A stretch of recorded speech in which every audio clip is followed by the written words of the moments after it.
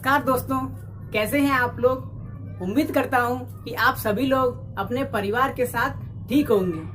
मैं अमन कुमार YouTube पर दबंग classes में आप सभी का एक बार फिर से स्वागत करता हूं।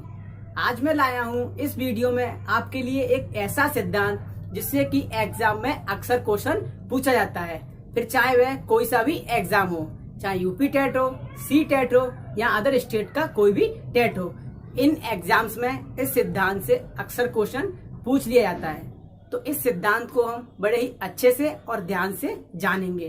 तो शुरू करते हैं आज का सिद्धांत, जिसका नाम है संज्ञानात्मक विकास का सिद्धांत। इसमें हम जानेंगे कि संज्ञानात्मक विकास का सिद्धांत क्या था, इस सिद्धांत के प्रतिपादक कौन थे, किस पर इसमें प्रयोग किया गया था और इस सिद्धांत में जो अवस्थाएं बताई हैं वो क्या थी या कितनी अवस्थाएं थी। इन सब बातों को हम इस वीडियो में जानेंगे। तो चलिए शुरू करते हैं। संज्ञानात्मक विकास का सिद्धांत। इस सिद्धांत के प्रतिपादक थे स्विट्जरलैंड के एक चिकित्सक जिनका नाम था जीन पियाजे। स्विट्जरलैंड के एक चिकित्सक थे जिनका नाम था जीन पियाजे। इनके द्वारा संज्ञानात्मक विकास का सिद्धांत दिया गया था। संज्ञानात्मक विकास, जैसे कि नाम से पता चल रहा है, ज्ञान के द्वारा किया गया विकास संज्ञानात्मक विकास का सिद्धांत कहलाता है। जो संज्ञानात्मक विकास का सिद्धांत है, इस सिद्धांत के प्रतिपादक थे जीन पियाजे, जो कि स्विट्जरलैंड के निवासी थे और इन्होंने प्रयोग अपने बच्चों पर किया था।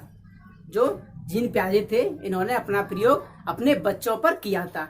उसी के आधार पर इन्होंने अवस्थाओं को बताया कि कौन कौन सी अवस्थाएं होती हैं। तो चलिए अब हम जानते हैं इनकी अवस्थाएं। जीन पियाजे ने संज्ञानात्मक विकास में 4 अवस्थाओं के बारे में बताया। जो जीन पियाजे थे, इन्होंने संज्ञानात्मक विकास के सिद्धांत में 4 अवस्थाओं को बताया, जिसमें से पहली अवस्था का नाम है संवेदी गामक अवस्था, जिसको हम इंग्लिश में सेंसरी मोटर स्टेज कहते हैं। यह अवस्था जन्म से लेके 2 वर्ष तक होती है। जो पहली अवस्था है उसका नाम है संवेदी गामक अवस्था, जिसको हम इंग्लिश में सेंसरी मोटर स्टेज कहते हैं, जो कि जन्म से 2 वर्ष तक रहती है। यानी कि बच्चे की जन्म से लेके 2 वर्ष तक की अवस्था संवेदी गामक अवस्था रहती है। इसमें जो बच्चा ज्ञान सीखता है वो अपनी इंद्रियों के द्वारा सीखता है। इस अवस्था में बच्चा अपने ज्ञान का अर्जन अपनी संवेदनाओं के द्वारा करता है। यानी कि जो छोटा बच्चा होता है वह अपने ज्ञान का अर्जन अपनी इंद्रियों के द्वारा करता है। जो उसकी इंद्रियां होती हैं उसके द्वारा ज्ञान का अर्जन करता है, जैसे कि देखकर, सुनकर, छूकर या किसी वस्तु को पकड़कर। इनके द्वारा वह अपने ज्ञान का अर्जन करता है। और इस अवस्था में बच्चे के अंदर वस्तु स्थायित्व का ज्ञान नहीं होता है।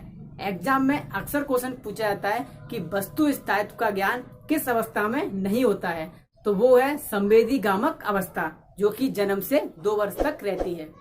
अब वस्तु स्थायित्व का मतलब है जैसे कि बच्चा एक ऐसी चीज से खेल रहा है जिससे कि उसे चोट लग सकती है और वह चीज हमें उससे वापस लेनी है। अगर हम उससे डायरेक्ट वह वापस लेते हैं तो वह रोने लग जाता है, लेकिन अगर हम उससे वह चीज इस प्रकार वापस लें, जैसे कि उससे लेने के बाद तुरंत अपने पीछे दुबका लें और उसके सामने ऐसा दिखाएं जैसे कि हमने उस चीज को फेंक दिया है, और फेंकने के बाद उससे बोलें कि वह हवा या बिल्ली ले गई है, तो उसे ऐसा लगता है कि सच में वह हवा या बिल्ली ले गई है और वह उसे भूल जाता है।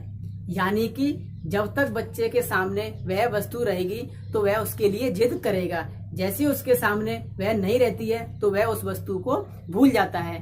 तो इसी को कहते हैं हम वस्तु स्थायित्व का ज्ञान, जो कि इस अवस्था में नहीं होता है।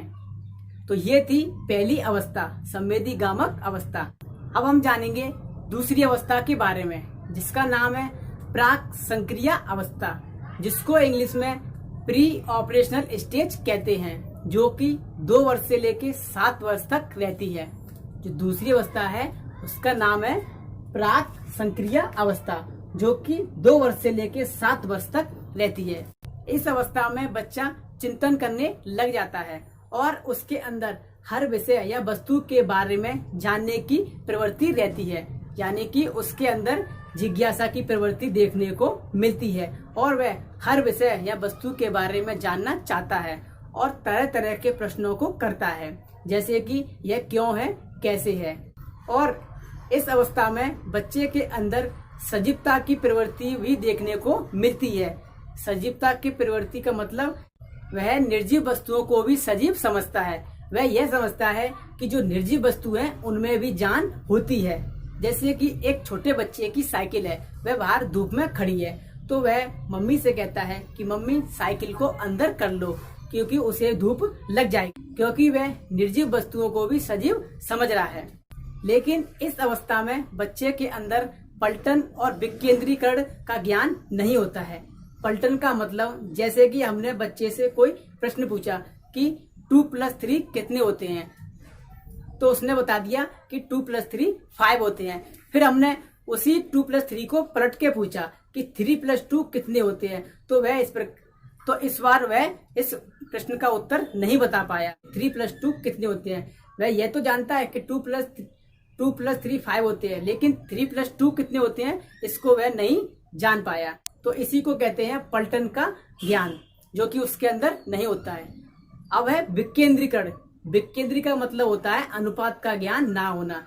जैसे कि हमने 2 गिलास लिए, एक छोटा और एक बड़ा, तो हमने छोटे वाले गिलास के बराबर दोनों में पानी भरा, जो छोटा वाला गिलास था उसमें भी पानी भर दिया, और उसी के बराबर हमने बड़े वाले गिलास में भी पानी को भर दिया। अब हम बच्चे से पूछेंगे कि बेटा बताओ किसमें पानी ज्यादा है, तो वह बड़े वाले गिलास में पानी को ज्यादा बताएगा, क्योंकि गिलास बड़ा है, क्योंकि उसके अंदर विकेंद्रीकरण का ज्ञान नहीं है, क्योंकि उसे लगता है कि जो गिलास बड़ा है उसमें पानी ज्यादा होगा, क्योंकि उसे अनुपात का ज्ञान नहीं है। तो ये होता है विकेंद्रीकरण। तो ये थी दूसरी अवस्था। अब हम जानेंगे तीसरी अवस्था के बारे में, जिसका नाम है मूर्त संक्रियात्मक अवस्था, जिसको इंग्लिश में कॉन्क्रीट ऑपरेशनल स्टेज कहते हैं, जो कि 7 वर्ष से लेके 11 वर्ष तक रहती है। जो तीसरी अवस्था है उसका नाम है मूर्त संक्रियात्मक अवस्था, जो कि 7 वर्ष से लेके 11 वर्ष तक रहती है। इस अवस्था में बच्चा तार्किक रूप से चिंतन करने लग जाता है, यानी कि जो चीज उसके सामने है उसके बारे में सोचने लग जाता है। और इस अवस्था में बच्चे के अंदर विकेंद्रीकरण और पलटन का गुण भी विकसित हो जाता है, यानी कि उसे ज्ञान हो जाता है कि पलटन और विकेंद्रीकरण क्या है। जैसे कि मैंने पिछली स्टेज में बताया था कि विकेंद्रीकरण यानी कि अनुपात का ज्ञान उसे हो जाता है, और पलटन 2+3 बराबर 5 होते हैं और 3+2 बराबर भी 5 होते हैं, इसका ज्ञान भी उसे इस अवस्था में हो जाता है। एग्जाम में ऐसे भी क्वेश्चन पूछ लिया जाता है कि विकेंद्रीकरण और पलटन का गुण किस अवस्था में बच्चे के अंदर विकसित हो जाता है, तो वो है तीसरी अवस्था, जिसका नाम है मूर्त संक्रियात्मक अवस्था। जो तीसरी अवस्था है मूर्त संक्रिया अवस्था, उसको हम दूसरे नाम से भी जानते हैं, जिसका नाम है अनौपचारिक संक्रिया अवस्था। अब हम जानेंगे चौथी अवस्था के बारे में, जिसका नाम है औपचारिक संक्रिया अवस्था, जिसको इंग्लिश में फॉर्मल ऑपरेशनल स्टेज कहते हैं, जो कि 11 वर्ष से लेके 15 वर्ष तक रहती है।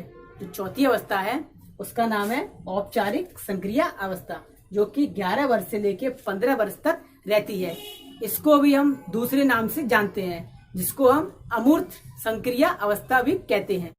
इस अवस्था में बच्चा अमूर्त रूप से चिंतन करना प्रारंभ कर देता है, यानी कि जो वस्तु उसके सामने नहीं है उसके बारे में भी वह सोचने लग जाता है और संभावनाओं में उत्तर देने लग जाता है। जैसे कि अगर मैं क्लास में सबसे होशियार होता तो क्या होता है, इस तरह के बारे में वह सोचने लग जाता है।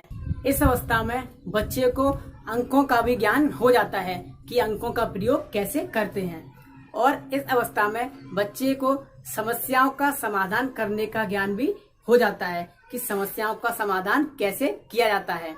यानी कि जो चौथी स्टेज है, उस स्टेज में आते आते बच्चे को पूर्ण ज्ञान हो जाता है कि किस समस्या का समाधान किस प्रकार किया जाता है। तो ये था जीन पियाजे द्वारा दिया गया संज्ञानात्मक विकास का सिद्धांत और उसके अंदर बताई गई अवस्थाओं के बारे में। उम्मीद करता हूँ कि आपको ये चारों अवस्थाएं अच्छे से समझ में आया होगा।